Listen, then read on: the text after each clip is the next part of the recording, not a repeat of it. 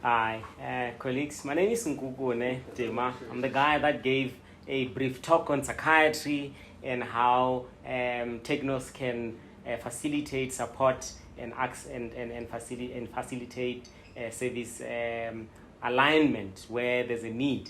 So I was just asked to give a brief talk, so I can maybe just give some direction as to what I think would be most helpful in a sense of just facilitating you creating some support.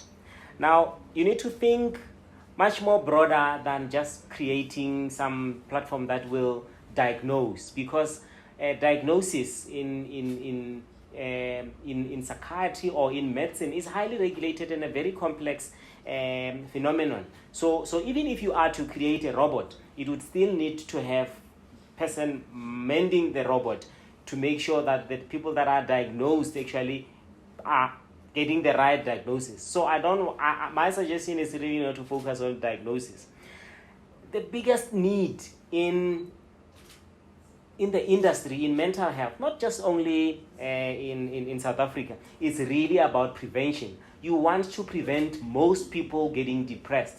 And the idea about doing that is really maybe coming up with ideas of people being able to manage how much stress they have. If you've got some tool that can list like, if this and this and this is happening, then it means I'm having a lot of stress, then maybe I need to manage how that works. So I think really it's really about thinking about the point of prevention rather than channeling to a specific diagnosis.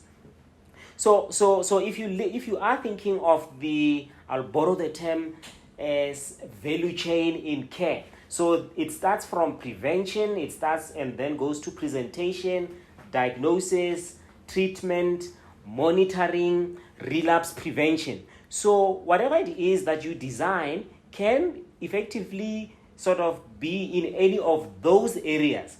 But my idea is that you need to, one, not think physical infrastructure, think technology, think how technology can make it easy for someone in Makapanstad to access information about mental health.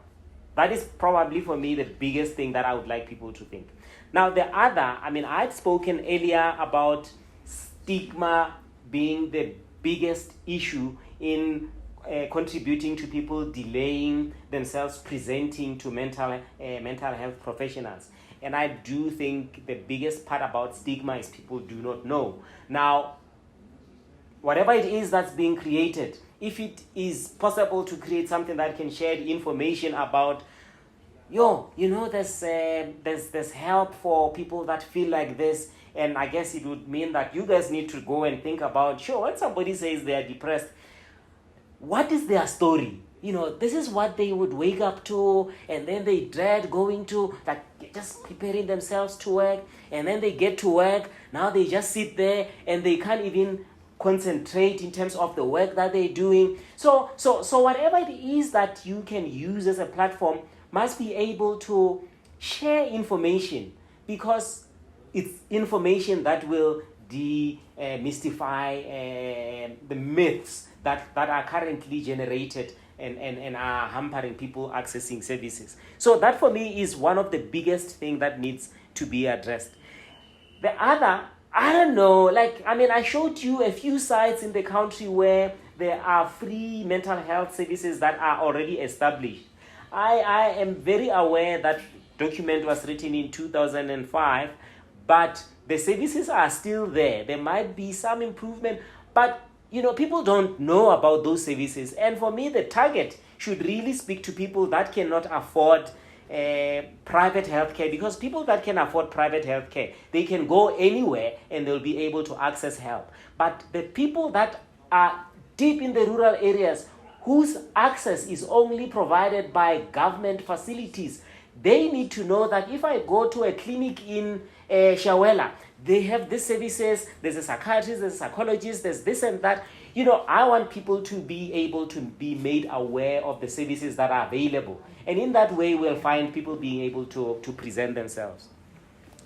And I want There's been a lot of questions around, the use of video and consultations.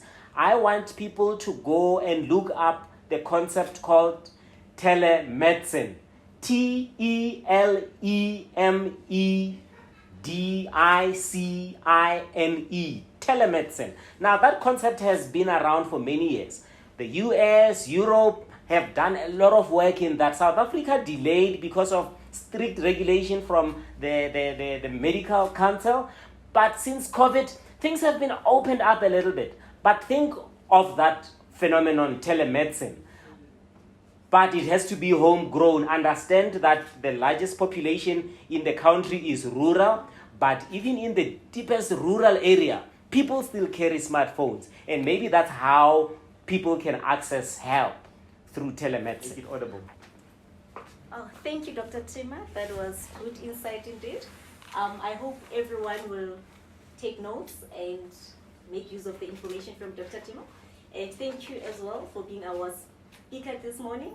Thank you so much for your time. And here's a small gift from Empire Foundation.